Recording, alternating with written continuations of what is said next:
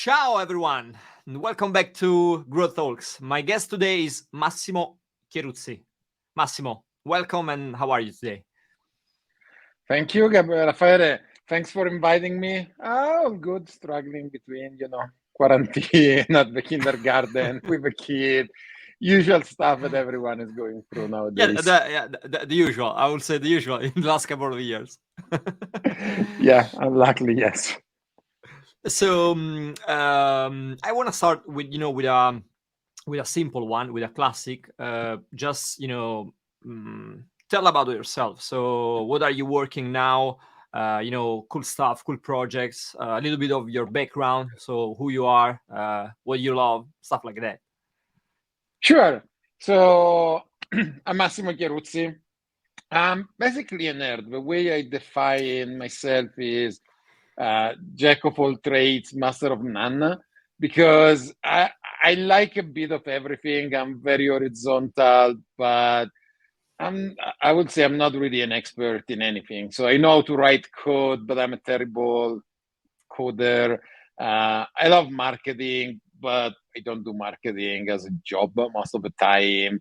And I just like setting up stuff, new project, doing things, and like seeding ideas, usually for other people that are better than me to execute. And I started in 2000, basically, with a small agency, and before I was a tech journalist. And then the agency grew, but we got bored of, customer agency stuff. American people would say it was a nice lifestyle business, but it was not scalable. So inside the agency, we started this Facebook advertising tool, which became AdEspresso. And that was a lot of fun. We got into 500 startups. We left Italy within 2 weeks, moved to San Francisco in the Bay Area. We basically bootstrapped AdEspresso. We raised very little money by US standard, like a couple of $1 million. And from there, it was really a fun ride. In 3 years, we went from 3 people to 50, scaled up to $6 million in ARR. And in 2016, we sold the company to Hootsuite, which was the number one in the organic space. We were the number one in the self-service paid space. So it did make a lot of sense. And post-acquisition, I stayed within Hootsuite for 4 years, basically. It was fun, nice experience, really great company. It was the first experience for me as an employee and, in a very large company. So it was a lot of learning, great experience. But again, I like that touching a bit of everything. And large company is not a bad thing, but they need to have boxes and they need to put you in a box, either you work in marketing or you work in product. So at some point, I just wanted to get back to that $0 to $10 million in ARR, which is the most fun part. So with Armando and who was my co-founder in AdEspresso, and Gary, who we met in Hootsuite, we started this new company called Breadcrumbs, which is mainly about lead scoring, but more broadly around revenue acceleration.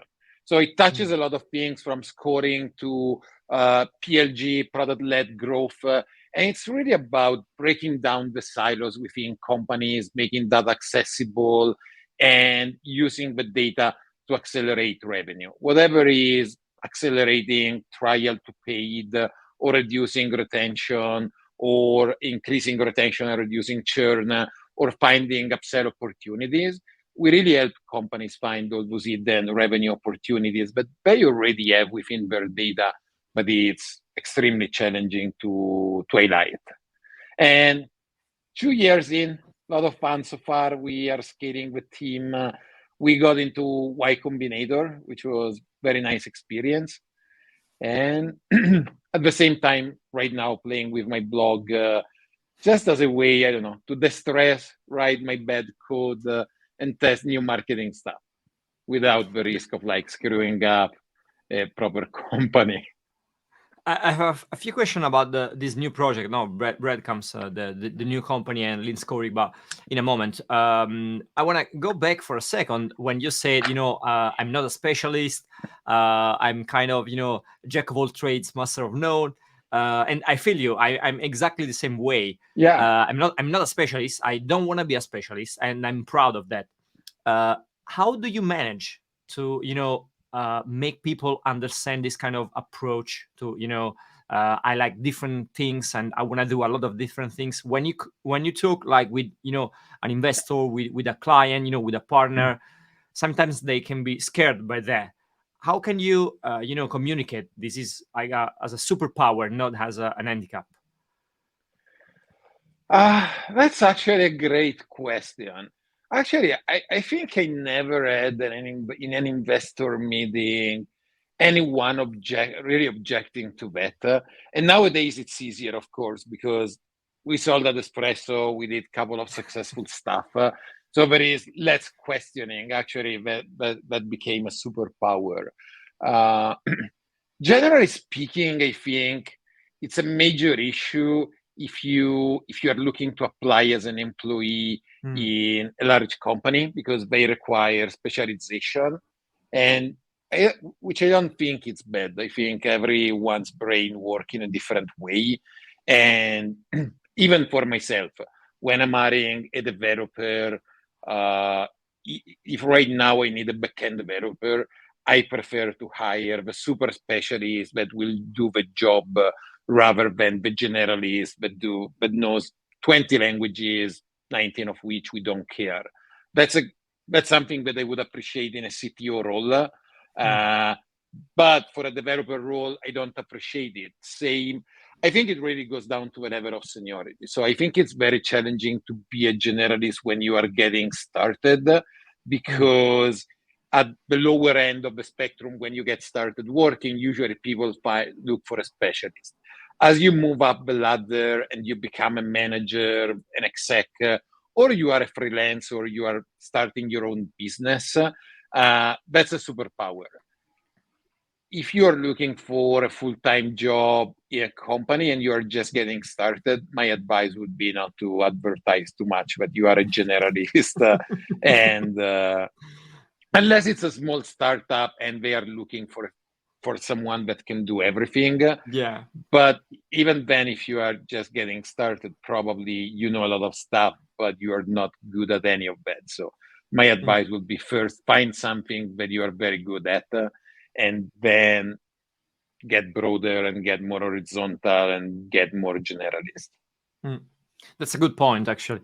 Uh, you said that you had this huge and great experience with AdEspresso, and now you are starting. You started actually 2 years ago a new startup, a new project. Uh, what are the like? I would say, what are the main takeaways, the main lessons that you got from that experience? AdEspresso, raising fund, having a good exit. What of that, which part of that is now in the new company, in the new project in Breadcrumbs? I don't know, like few takeaways or key lessons, stuff like that. Yeah, there are a bunch of takeaways, even for I'm not sure how much of that is an advantage because unless you are really playing in the same space, every market is quite different, and even time changes and things get a lot different. So sometimes I often find myself questioning, like, am I relying too much on what I learned in Adespresso, and does it apply to this new venture, or should I reevaluate and do more experiments rather than repeating what has worked? Also, because of the breadcrumbs, for example, is more upmarket.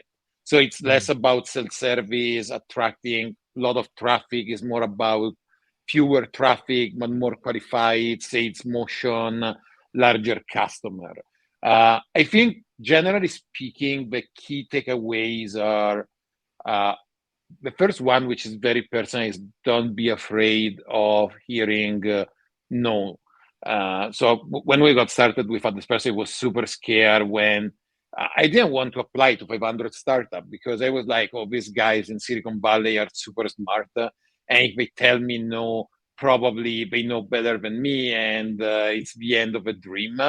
And in the end, I think they said yes. And even when we started talking with investor, most of them said no. But it didn't matter because just a few yes can really change your life. And and also very often it's wrong the assumption that the people you are talking with knows better than you. Uh, and the other problem that I had personally is that I took everything personal. So if they said no, I took it really personal. Not that I was like angry at them, but I felt it like a personal failure, or I found it a judgment on the company and what we were doing. While most of the time the no was really not right now, we don't like the space. It had nothing to do about the company. It was more like question mark, you are Italian, can you make it in the US market, etc. And and over time a lot of no actually became yes, and they came back and we built great relationship. They invested in AdEspresso at a later stage, they invested in Breadcrumbs. So the first one is don't be afraid of no. uh, the second one I will say is don't be afraid to do counterintuitive stuff. I think from day zero, the feedback that everyone gave us was do Google, because the risk of being just on Facebook is too high. And everyone was really do Google, do other advertising network. And the reality is that at that stage, I think it would have killed us, just because this network progress and build new stuff so quickly. But if we had built Google on top of Facebook when we were just 5 people, 99% of our resources would have gone to just maintenance, not innovation, and it would have killed the company. So I think it's good to keep some bandwidth for experimenting, but otherwise, it should not be your top priority. First, double down on what is working, generate cash flow, have your future in your own hands. Don't rely too much on like needing money from investors, etc. So double down what is working and get to profitability, and then leave some bandwidth for experiment. One day it will be useful. It doesn't need to be today. So not everything that everyone tells you is necessarily good advice, or not necessarily a good advice at that moment in time, which is another error that people usually do. Like I see a lot of people getting out of university and saying, "Oh, I heard from Elon Musk that the number one priority is to say no to everything because I need to save my time and focus on the important stuff," which is true, and it's something that I do right now, but probably doesn't apply to a 20 years old that doesn't even know what his career will look like, and probably should say yes to every opportunity, make as many mistakes as he can, and learn. So Mm. that's, I It's think, it's extremely it's all important. about the context at the end of the day. I think that's true for every feedback, every tips and tricks. I mean, everything is Yeah, needs to everything is be relative. yeah, it's relative. Yeah, yeah, It pisses off people, but the reality is that the answer is always it depends, especially in marketing. In engineering, it's easier. You can say, yes, you should use this database or the other. But in marketing and entrepreneurship, the answer is always it depends. yeah. Which leads me to the last point, and I'll be quick here, which is uh, personal growth. Let's put it in a controversial way. Personal growth is bullshit. Uh, I think that personal growth is important and you should work on your weaknesses. But when you are building a company, it's way more effective to leverage your strength rather than forcing yourself to fix your weaknesses. Hmm. So I'm an introvert. I suck at sales. And when we started at Espresso, yes, I could have read 20 books about networking, how to be successful at sales. I would have never become great. Probably I could have become good, but it would have slowed down everything. It was way easier to say, what am I good at? I'm good at SEO and writing content. So let's just make the product self-service instead of enterprise. Let's avoid sales at all. And let's leverage a content strategy to attract customers.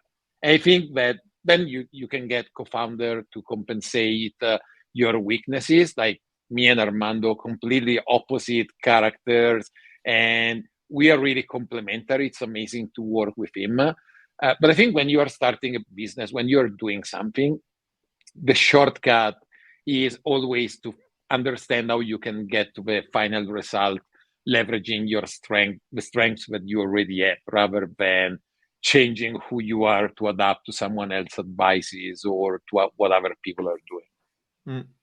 Mm. Once again, double down on what's working, basically.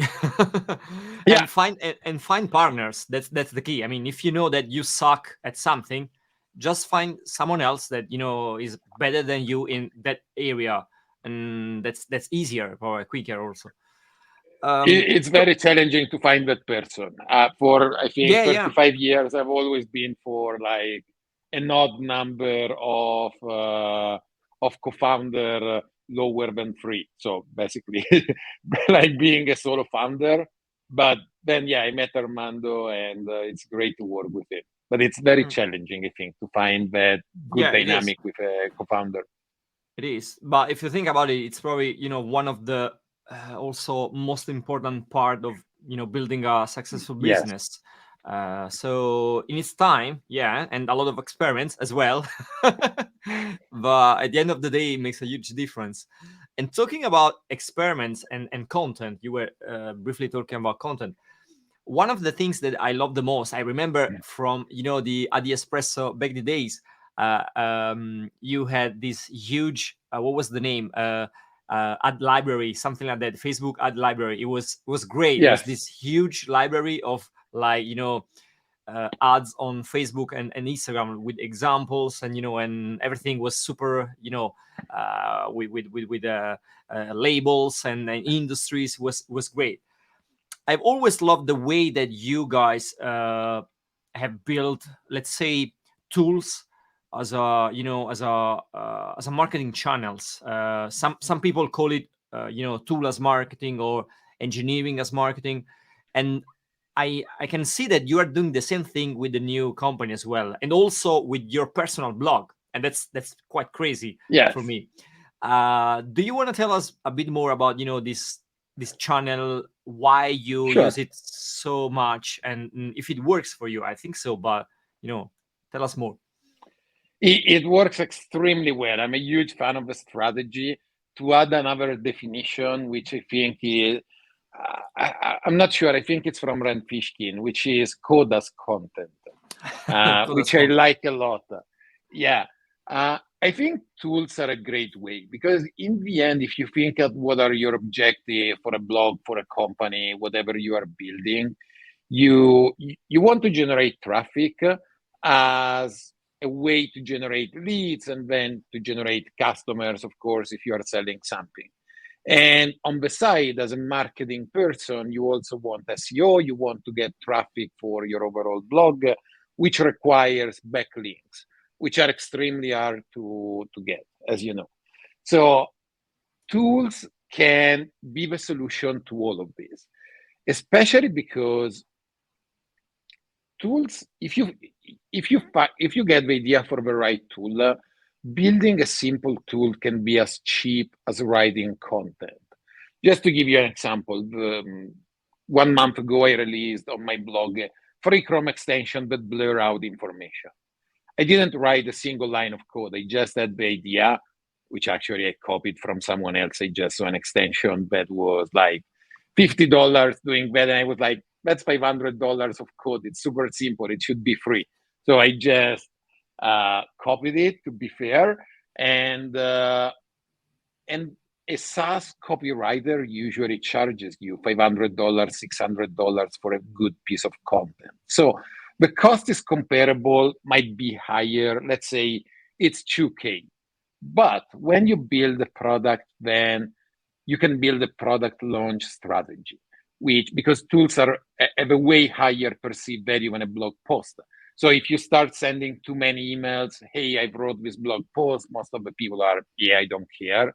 While people are way more happy to receive an email, hey, I have this new tool and it's completely free. So you can send email. You can easily build partnership, co-marketing, like with this tool that I launched, there are a bunch of Facebook groups, etc., that review SaaS products, that review product launches, etc. They were all super happy to promote my product, which would have never happened with a blog post. They would have just flagged me as spammer if I would go in the group and say, hey, I've released a blog post. Who cares? There are 5 million blog posts published per day nowadays. It's not differentiating. While a product, everyone is usually really happy.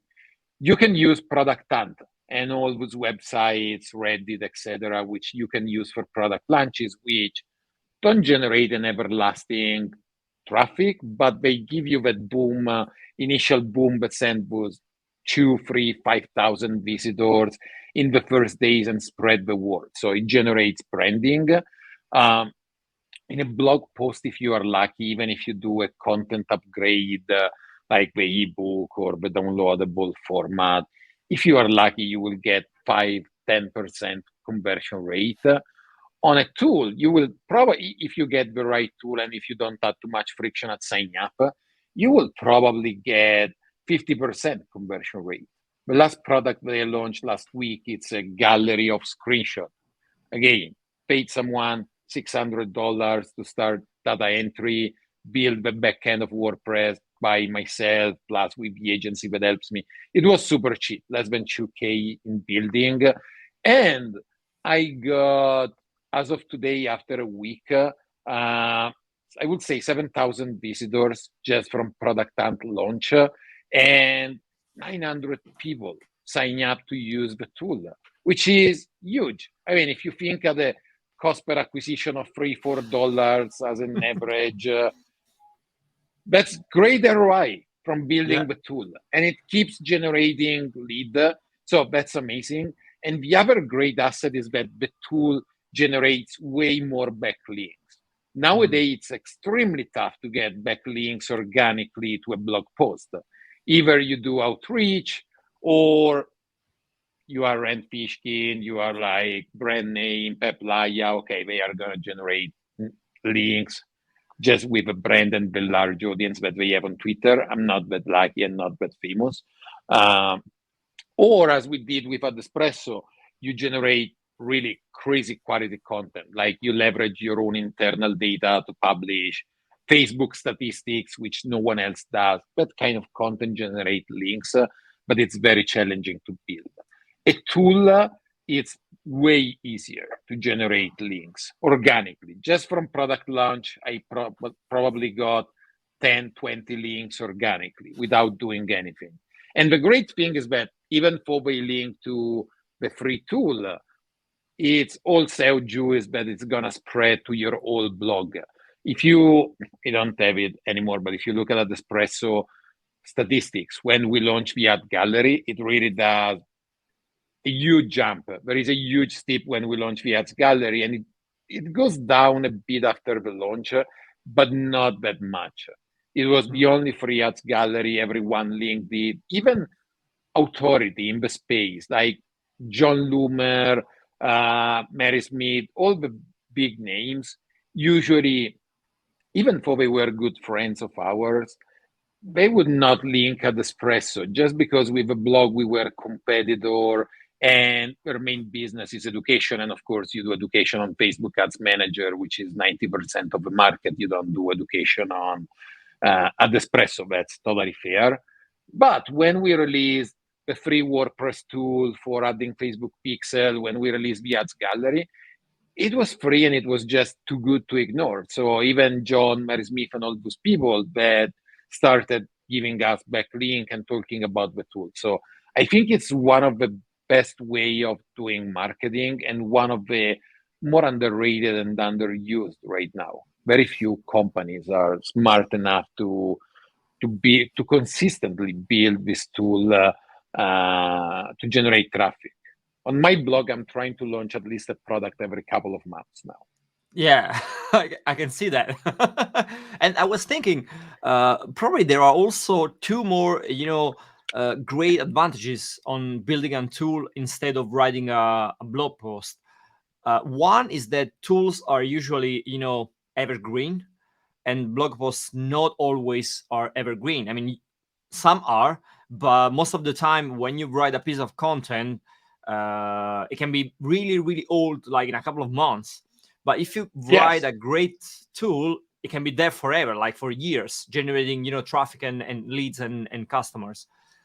And the second one is more, let's say, brand awareness and also positioning. It helps a lot, probably, especially in the industry, in your industry.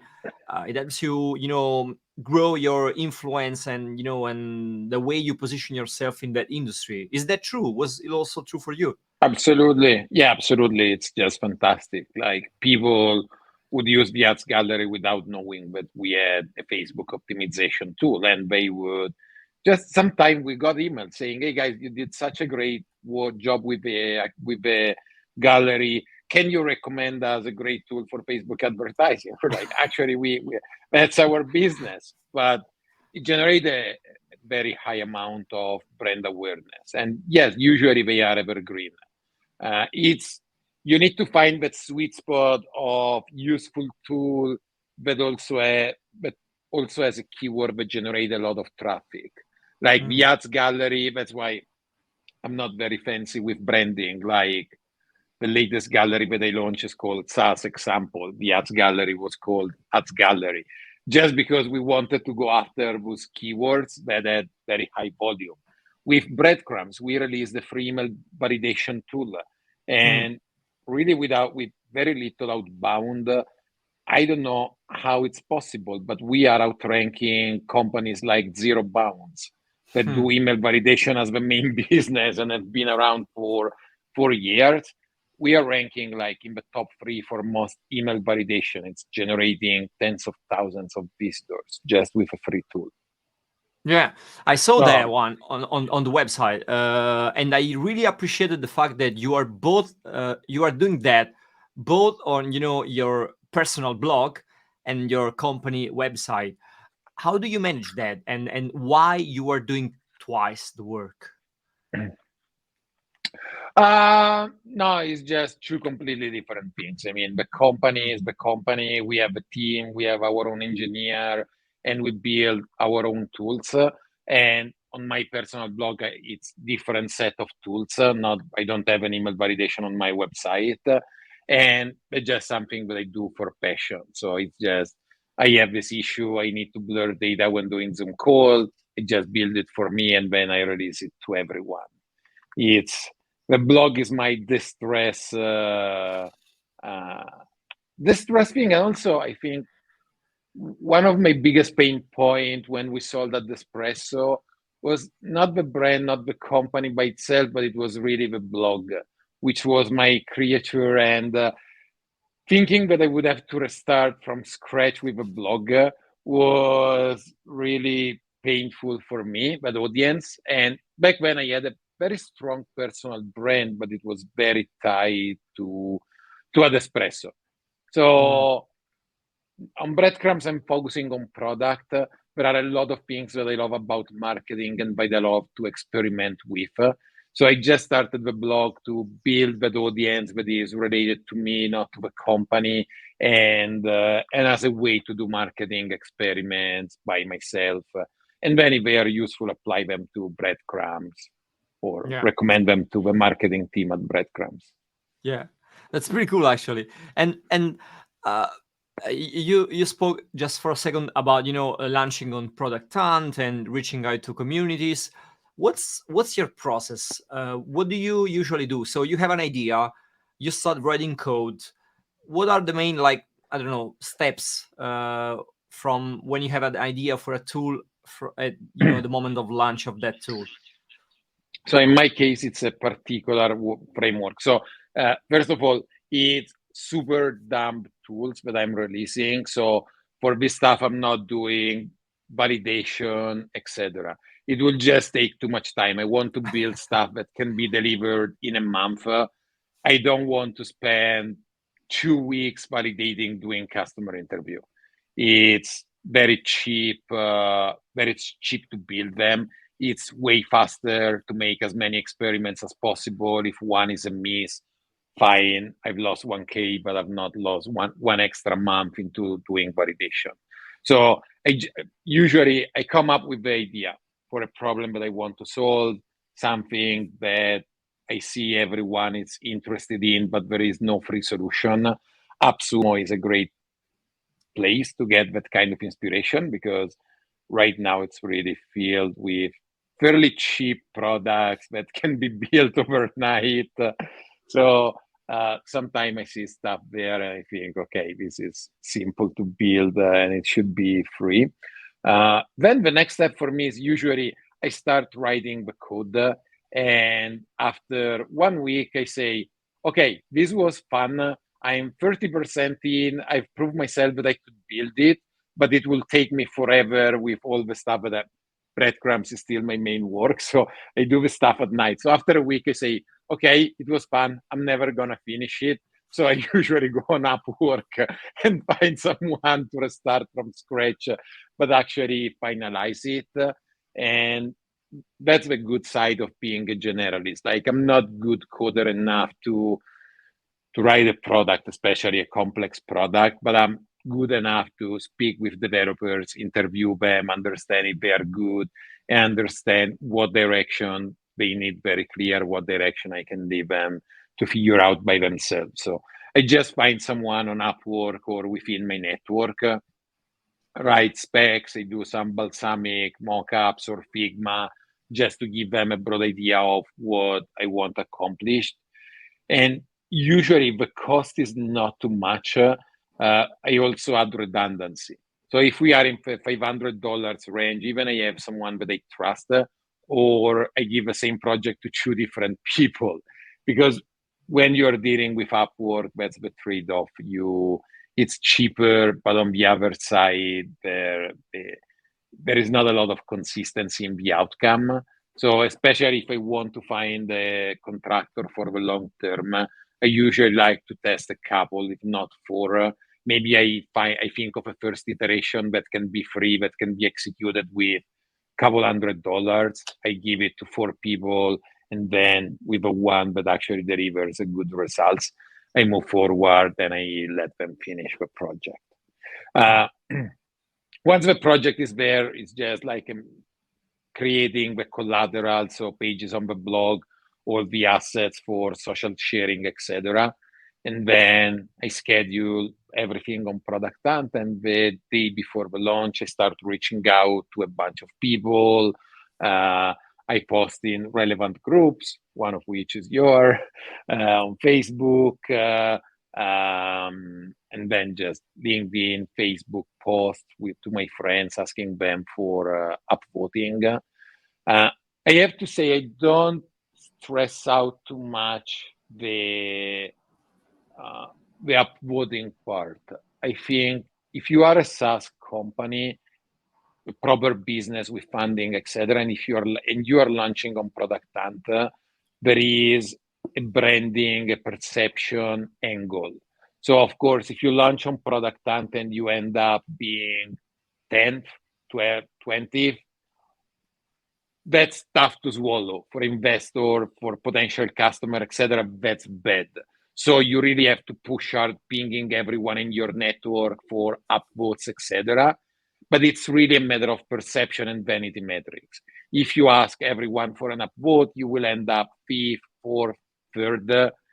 It's not gonna move the needle. Those people are not gonna sign up. They just upvoted you because you spammed as hard as possible to get the upvotes, but it doesn't have a meaningful result in terms of business outcome. So for my stuff, I just plant the seed, do some social sharing, just enough to get those 100, 200 votes where you get in the top 8. So at least people that are visiting Product Hunts, they can see your product, and then it's up to them. Sometimes, like the Blur extension was more niche. I think it ended up fifth, sixth. That's fine. Still, 1,000 people installed it. The ads gallery, very simple value proposition, very on target with SaaS people that visit Product Hunt. It picked up upvotes and it did work. But it's my personal blog. If no one upvotes me, fine. I don't care. I just care about getting leads. I don't care if it end up first or 10th. I care, okay, it didn't work. I'll just shut it down and not maintain it anymore. Mm. Yeah, makes sense. Makes sense. And how do you find ideas? Is it always one of your pains? Like you say, for example, the Chrome extension to blur the text, it was like your need. So you realize, okay, I need that, so I'm gonna build it. Is it always like that, or sometimes you just find, an opportunity on the market, cool keywords, and you say, okay, I want to do that because of that keywords, that opportunity. It's a mix of both. On the personal side, on my personal blog, I would say 50%, I would say 90% of the tools that I push out are the ones that were solving my problem. Hmm. But they are 50% of what I start working on. That means that I start working on way more stuff, but if they don't solve, if it's not something that I'm passionate or solve a problem that I'm feeling, very often I just don't care enough to finish the product. So the stuff that I push out usually stuff that it's interesting for me. But sometimes it's just a mix of things. So like breadcrumbs, I didn't have it. Breadcrumbs, it started like that. Breadcrumbs, we manage a lot of data sources. And when I was building the MVP, I needed some data sources enrichment to test. And I was like, okay, email verification is so simple. Let me write a simple email validation connector that we can offer to our customer. And then I had the code there, and we just said, okay, let's release it as a free tool. Plus, there was a strong SEO angle where it was a keyword with a huge amount of traffic. On my personal blog, usually it's either something that solves a problem or it's something that I find fun, interesting from a technical perspective to find the solution. Yeah. If I'm not passionate, if I find the solution easily, then I release it as a product. If it gets very challenging, plus I'm not passionate, it was just opportunistic, very often I just drop it Yeah. 20% in. Yeah. And you said something that probably is it's a really huge takeaway from this from this short chat today. So you said that the email validator was actually built because it was part of the product, and once you had the code you realize, okay, let's share it for free, so it's gonna have like Yeah, lead generation and traffic and stuff.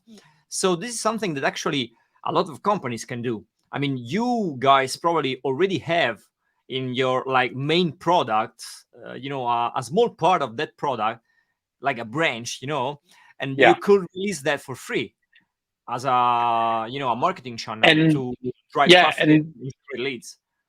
that's even better. If you are a SaaS company, that's the best tool ever, like releasing a subset of the value that you are delivering inside the product. Because the product, anyway, has its friction. You have to sign up, you have a trial, you might have a credit card.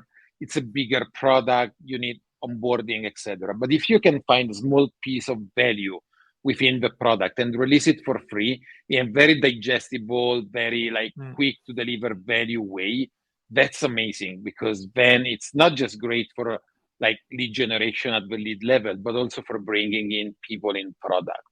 mm, WordStream was a great example of this. Like WordStream didn't even promote the product in the homepage. Their homepage was all about get a free report on your Google advertising. You will connect Google, immediately get the free report with some benchmarks, etc. But then it was one click upselling to the product. It was really this product, this report is 20% of what you can get in WordStream. You already gave us all the data by using the free tool. Just insert the password and it will log me immediately inside the product where I could yeah. see the full report in free trial. That's the best kind of free tool a SaaS company can build. Yeah, and it's also, I mean, also super powerful in terms of,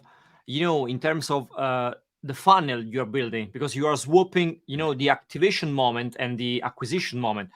They can try the tool, and then you ask them, to sign up or to Yeah. pay and stuff like that. That's pretty powerful, actually. Yeah, that's And true. I think it's product led growth at its best. Yeah, yeah, totally, totally. I agree. I agree.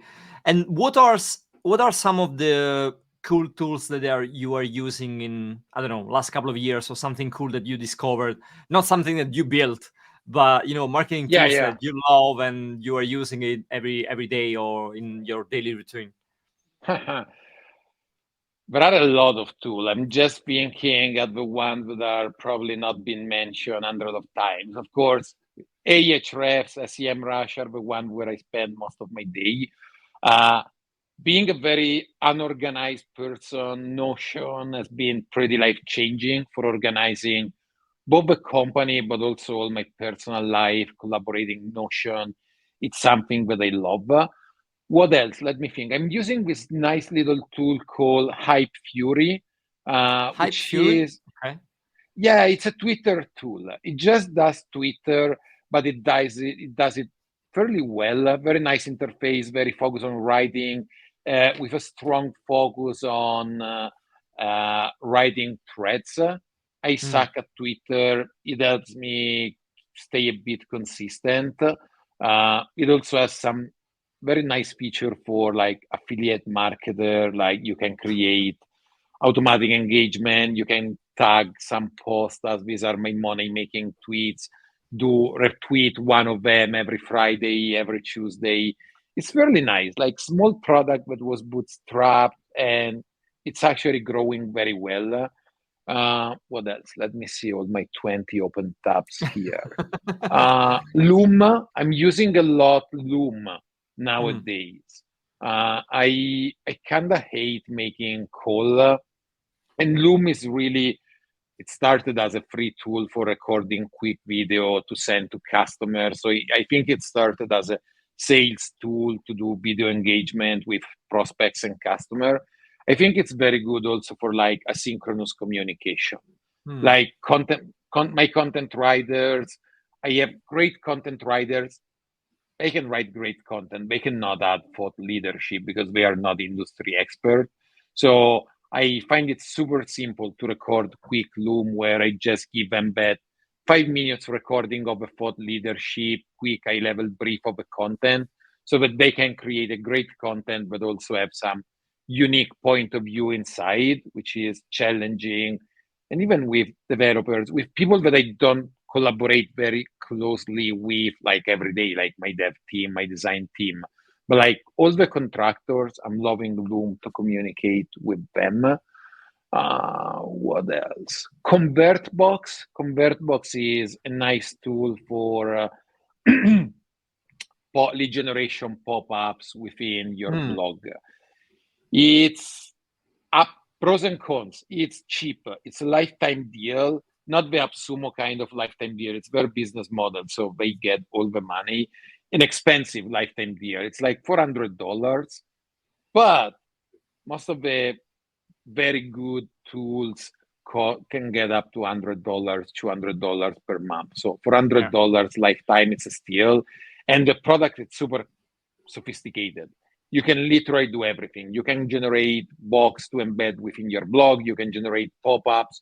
You can do multi-step lead generation pop-ups. So you can build quizzes with conditional logics based Wow.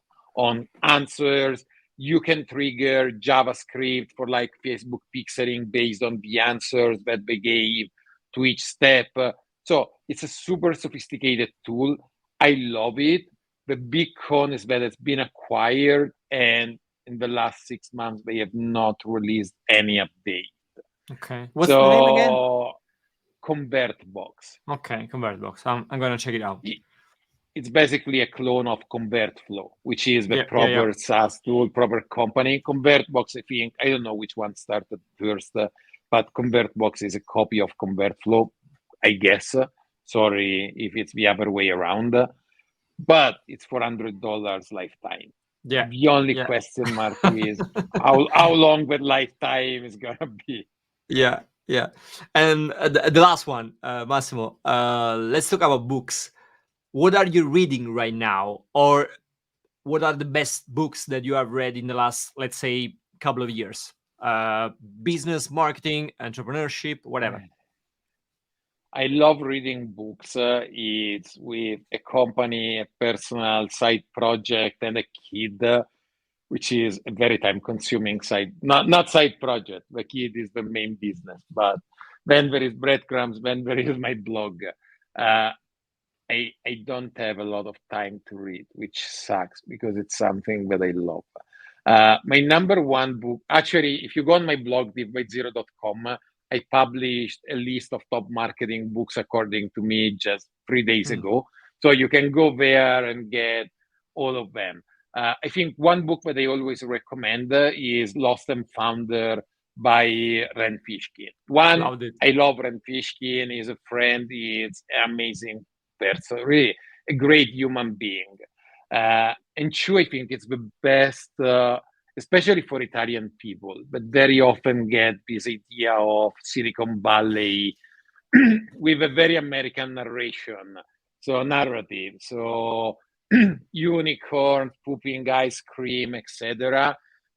Randy's from Seattle. I think it's a very open-hearted and very realistic narration of what it's really like to have a startup, what it really means to raise money from investor, and a lot of good advices that people usually don't get. Like, if you want to do the stuff that you love, don't be the CEO of a startup, because you are not going to do what you love. Whatever it's writing code, doing marketing, the role of the CEO is enabling other people to do the stuff that they love, but you are not going to do any of what you love. You just enable other people to do it and remove friction, solve problem for them so that the whole business is effective. But like, if you love writing code, don't be the CEO so I can write as much code as I want. So Lost and Founder is probably my favorite book. Evergreen, Predictably Irrational by Dan Ariely. I have no idea how to spell it. Dan Ariely. It's like behavioral scientist, all these crazy experiments, super fun read and very insightful. And since we touched it a couple of times today, Product-Led Growth by Wes Bush, and the follow-up book, I don't remember the name, I think Ramil, which is Product-Led Onboarding or something like that. But if you go on, these two books are pretty recent. If you go on Amazon, search Wes Bush and you'll find them. I think they are the two best books on, the first one on product-led growth and the second one on how to build an effective onboarding to enable product-led growth. Both are extremely good. Yeah, I leave all the links in the description, and also thank you. The link of the blog post that you said. I saw the list, like 20, 25 books about marketing. 19, something like that. Yeah. I saw the blog post, so I'll also link that one.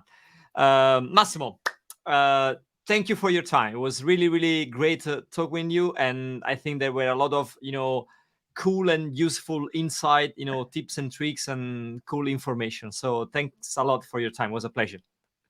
Thanks for inviting me, Raffaele. It's always fun to chat with a fellow Italian guy and such an expert on marketing, growth hacking, everything like you. So it was really great catching up. Thank you so much. Bye. Ciao.